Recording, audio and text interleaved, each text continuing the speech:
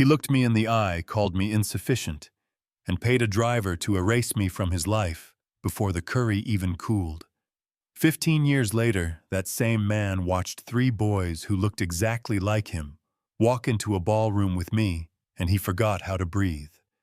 If somebody tossed you out like trash on a rainy night, what would you build out of that pain? Before we dive in, tell me where you're watching from and what time it is. I read those. It reminds me I'm talking to real people.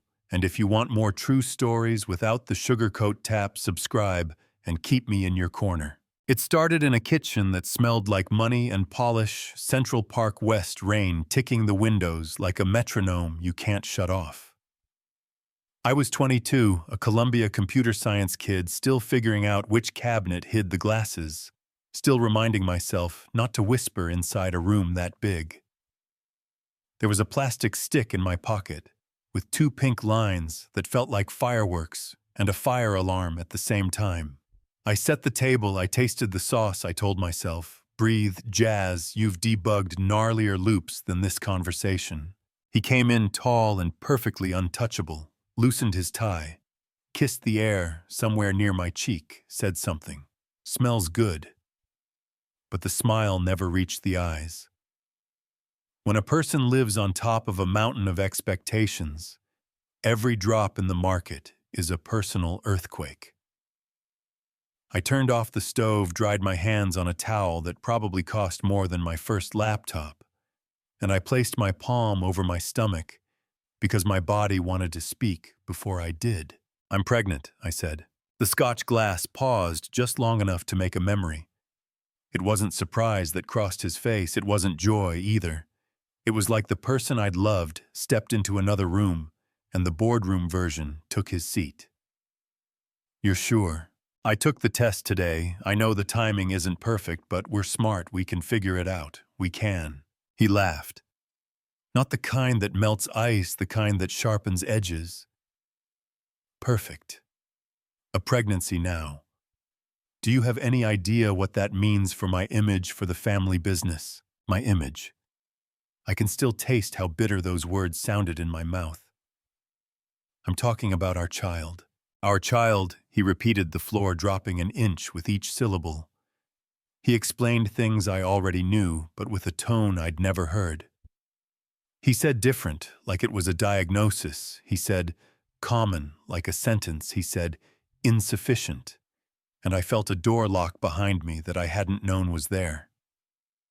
He pulled a checkbook from a drawer, the way you might pull out a napkin, wrote a number, slid it across the marble, gestured lazily at my body. Take care of this, and we pretend this mistake never happened. I didn't smash the glass. I didn't deliver a perfectly scripted monologue. I just tore the paper into confetti. I never wanted, and let it snow on the floor. Then I heard my own voice, steady and quiet. It was never love for you, was it? He talked logistics, like sympathy, called assistance, like paramedics for a situation. He created, told me I'd be out by morning. It was 7 p.m. Yeah, that happened. 30 minutes later, I watched strangers bubble wrap the life I'd been building. The doorman who used to greet me studied the floor like it had secrets, and I stepped into a car that led me away from a version of myself I would never be again. Harlem, I told the driver. 135th and Lenox. I buzzed the apartment, and when my grandmother's voice came through that crackling speaker asking who it was, everything inside me uncoiled at once. She didn't say I told you so. She didn't ask why. She put a hand on my cheek, made tea that tasted like ginger and steady hands. And when I could speak, she listened. Then she laid her palm over my stomach like a blessing. We will make a way, she said, we always do. 2 weeks later, a doctor slid cool gel across my skin, turned a screen that looked like a storm cloud, and pointed. See these 3 separate areas, she asked. I didn't at first, then the room changed, 3 tiny flares of light pulsing in and out like Morse code from the future. Triplets, she said, smiling with her whole face, 3 strong heartbeats. Wait. 3. The universe didn't hand me a plot twist, it threw me a trilogy. I walked home with an ultrasound printout and a vow ringing in my ears, taped those little black and white moons to the fridge like a flag, and tapped each one with 2 fingers like I was swearing in. No one will ever call you insufficient, not to your faces, not behind your backs, not ever. Life shrank and expanded at the same time. Mornings at a diner where coffee is a sacrament, and burnt edges count as crisp afternoons doing data entry on a laptop that overheated if you looked at it wrong nights, coding for $5 an hour, because 5 times 60 is still diapers. I learned the choreography of survival, you know what I mean? The one that looks like the world's smallest dance but keeps you standing. On a crowded train one night, I felt the car tilt, heard the lights hum, and then I woke to a paramedic saying my name like a promise. The doctor said, preterm labor, blood pressure, bed rest. Bed rest sounds like vacation if rent isn't due. When rent is due, it sounds like starvation, so I coded from bed. Grandma taped the drafty window better with strips of clear determination. The church found 3 second-hand cribs and the kind of people who carry them up 3 floors without counting, and we waited. At 34 weeks on an April morning, 3 boys arrived, angry at air and hungry for life. I named them with shaking breath. Marcus, the watcher, the planner, Malcolm, the volume, the heartbeat, Martin, the quiet blade. I pressed my lips to each little forehead, and I promised all 3 the same thing. We will change the world, and we will not ask permission. Newborn triplets is warfare with love for ammunition. Bottles lined like lab equipment. Diapers stacked like sandbags. A white noise machine singing the saddest lullaby. I would code with one baby sleeping on my chest. While the other 2 argued in their private language, I would fall asleep upright and wake up debugging. At 3 a.m., my reflection in the window looked like a stranger with my eyes and my grandmother's mouth, and I told her, hang on, we are not done. A professor remembered my senior project, a rough pattern recognition model for cardiac anomalies I'd started because of a scare with my grandmother's heart. He invited me to a small symposium. I almost said no because childcare is a luxury item. He said, bring them, my wife will sit with them. And I said yes, because sometimes the universe hands you a handrail. I stood at a podium in a blazer that wasn't new and told a room full of people who had never waited at a community clinic. Why patterns matter, how a machine can notice the whisper before the scream, how access should not depend on a zip code. An administrator pressed a card into my hand afterward. Clean white edges, hospital seal. If you keep building this, we'll test it. Stick around because what happened next will blow your mind. A tiny health tech company hired me to fix some code on a project that was bleeding deadlines. Friday night when everyone left, I stayed because when life fires you from comfort, it sometimes hires you into purpose. I chased a bug through months of messy logic like a plumber with a wrench and a prayer. When my boss asked how I found it so fast, I told him the truth. It reminded me of something I saw while building my own model. Your own model, he said. Tell me more. At home after bedtime for 3 small kings in mismatched pajamas, I tuned and retrained, wrangled datasets and cleaned the mess, watched a confusion matrix bloom from nonsense to clarity. The boys watched me sometimes and would tilt their heads like little owls. Then Marcus would say the colors on my graph were confusing. Malcolm would ask why the red line dipped, and Martin would point at a loop and say, that part is slow, make it faster. He was 7. He was right. Manhattan General agreed to run a pilot alongside their standard protocols. We set up in a conference room with too much glass. The projector refused to admit. It was alive, and a cluster of doctors came in wearing skepticism like lab coats. We went patient by patient, our system on one screen, their usual results on the other. And the room shifted when our model found 17 cases their method had missed. Then the monitor blinked a warning pulse, and the ambient sensors we'd installed for the demo lit up like a heartbeat. "Hold on," I said, "it's detecting an anomaly in this room." The telemetry was clean. Dr. Singh traced it, checked it again. "It's coming from Dr. Reynolds," he said. The chief cardiologist scoffed. "Impossible, I had my physical 3 weeks ago." "Early stage atrial fibrillation," I said, pointing at the pattern. "These pre-symptoms can sit there quietly for weeks." The whisper before the scream. He left to prove me wrong, and came back with paper and a face I've seen on men who just heard the truth they didn't want. We signed our first contract that afternoon. 6 figures. I cried in a bathroom stall because when you're a woman with a company and a mortgage of fear, bathrooms are where you let the dam break, then you wash your face and go sign the next page. We called the company Taylor Tech and moved into a drafty Brooklyn space that pretended not to be charming. We painted walls, we built desks from stubborn parts, Martin cut cardboard shims to stop a wobble, and announced he had improved the structural integrity. Marcus made a spreadsheet that could have a LinkedIn. Malcolm stood on a chair and declared himself finance. I told him to get down, and then asked for a forecast. Press trickled in, then it didn't trickle. A corporation offered $7 million to buy everything, tech, patents, future. It hurt to say no and felt like oxygen at the same time. Later, another company said $1.2 billion. I sat in a dark office and stared at that number until it turned into a mirror. Then a hospital in Detroit called to say, our software found a condition in a 6-year-old that 3 exams had missed. The surgery went well, the mother cried into the phone, and that was the only number that mattered. My grandmother didn't see all of it. Pneumonia found her in the quiet hours, and the world got less steady. The day before she died, she squeezed my hand and said, "Finish the program, baby, make it find what my doctors didn't."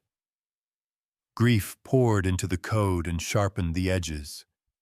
We kept going, 10 hospitals, 30, 73 trials across countries, accuracy numbers that made me sit down for a second and thank the stubborn girl I used to be. One night over dinner, the boys asked like they were discussing weather and math about their father. "Did he know about us?" Malcolm asked. "He knew about a pregnancy," I said. "He made a choice before I knew there were 3. "Are you angry?" Martin asked. I said. Then I built something bigger than anger. We didn't speak his name for years. Then an envelope arrived, heavy enough to feel like it had an opinion. The Metropolitan Gala wanted to honor our work. I chose a gown by a Jamaican-Nigerian designer on purpose. The boys had tuxes with linings that held their personalities like signatures, and we stepped onto a carpet that pretends to be red, but is actually a test. Inside, the chandeliers threw money at the walls, and the city performed wealth like theater. We moved as a unit, answered questions, shook hands, smiled at people who only show teeth, and then across the room I heard a glass shatter. He stood with his mouth open, blinking like someone had moved a continent while he looked away. David. He watched my sons, his sons, and he saw the eyes he saw shaving every morning, the jawline he'd inherited from a grandfather who thought manners were currency. He found me at the bar where I was asking for sparkling water with lime because champagne tastes like who cares when you need a clear head. "Jasmine," he said, not sure whether the word was a question or a wish. "David Blackwell," I answered, smiling the way you smile at a familiar city from a different skyline. "You look successful," he managed. "And if you've ever heard a man choke on an adjective, you know the sound." "The boys," he blurted, "they're mine, aren't they?" "Biologically, yes," I said. "Choice-wise, no." Malcolm walked up right then, because fate has a sense of humor. "Mom, the governor wants to discuss rural rollout before your speech." He turned to David and nodded politely. "Blackwell Properties, right. Interesting case study in how not to manage capital in a crisis. Do you think that's fair to deliver truth without a bow on it? Or do you think we owed him softer edges?" They called me to the stage, and I walked there like I had been practicing in my mind, since that night with the checkbook. I thanked people who deserved it. Then I told a room full of influence about a girl who taped 3 ultrasound photos to a fridge and swore an oath about clinics where the paint is tired, but the doctors aren't about a machine that listens for whispers. I never said his name. I said this instead. When someone calls you insufficient, become undeniable. We were leaving when he tried again, bouquet clutched like a lifeline. 5 minutes, he said, I need to apologize. To meet my sons. Martin met his eyes and didn't blink. Sir, our family values time and purpose. You had both when it mattered. The next morning, the headlines called it revenge. The market called it consequence. His company fell, ours climbed, and my phone lit up like a pinball machine. He came to our home after lunch, smaller in daylight, hands shaking. He said he loved me once in his own way. He said he had rights, and Malcolm tilted his head like a scientist. Rights without responsibility is math that doesn't balance. Marcus added, gentle but surgical, your name would devalue ours. Harsh to you, maybe. To us, it was drawing a line with a ruler that never moved. I walked him to the door. We didn't close a door on you, I said. We built a house without one. He nodded like a man who finally understood that some thresholds are not meant for him. Then he left quietly, like a page turning. That week, we flew to Geneva to sign a partnership with the World Health Organization, 50 countries' clinics that have been told to wait for next. Getting the same accuracy as private wings with valet. And when the jet door opened, I felt the wind kick at my dress like it wanted to play. The boys stepped out in their matching suits, taller than they used to be, still moving together like a 3-part song. And Manhattan felt smaller behind us, not because it is, but because we had outgrown its opinion. Here's the part that sticks like a burr and makes people argue in the comments. Should I have taken him to court back then, forced support, inscribed his last name on a birth certificate he tried to buy his way out of? Did I deny my boys something by building a life without him? Or did I spare them a lesson they didn't need to learn the hard way? What does fairness even mean when the power balance finally flips, when the person who measured you by your background has to measure himself by your outcome? If it were you, would you have let him in set terms, required therapy started late and carefully, or would you have done what we did? Wish him well and keep moving. I don't know if forgiveness is a door or a path. I do know it's not a headline. I know access to healthcare should not be wrapped in luxury branding. I know fatherhood should not be a PR strategy. And I know a girl on a rainy night can become a woman who writes her own story, one line of code at a time, one contract at a time, one breath at a time. If you've ever been called not enough, if you've ever stood outside a life you helped build and felt the wind push you back, hear me. Measure yourself by what you create, who you lift, the promises you keep when nobody is clapping. And now I want your take. Was I right to keep my distance, or should I have given him a slow second chance? What does justice look like here? Retroactive support, a conversation with guardrails, a clean slate. Drop your truth in the comments, argue it, defend it. Tell me your story if you've lived something like this. Share this with the friend who needs to hear that being called insufficient can be the beginning, not the end. And if you want more real stories, told plain, hit subscribe, ring the bell, and stick around. The next chapter might be yours.